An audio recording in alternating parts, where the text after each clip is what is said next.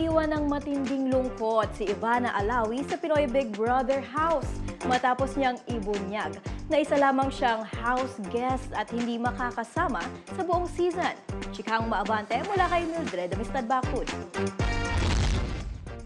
Naging emosyonal ang housemate sa Pinoy Big Brother Celebrity Collab Edition sa pamamaalam ni Ivana Alawi. Ito ay matapos imunyang na aktres na isa lamang siyang house guest at hindi makakasama sa buong takbo ng reality show. Pinaka naging emosyonal ang content creator na si Esnir na niyakap siya ng mahigpit at kita rin ng sobrang kalungkutan. Nagpasalamat din si Charlie Fleming kay Ivana na nagparanas daw sa kanya na magkaroon ng ate. Pinaiyak din ni Ivana si Dustin Yu dahil sa kanya lang daw naramdaman na mayroong nagkikare sa kanya.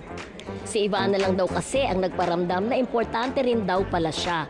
Lumabas si Ivana sa bahay ni Kuya nitong weekend, bit-bit ang 60,000 pesos na premyo na para sa collab charity. Ako si Mildred Amistad Bacud, ang showbiz cafe ng Abante Radio. Ito ang balitang mabilis, mabangis, walang mintis.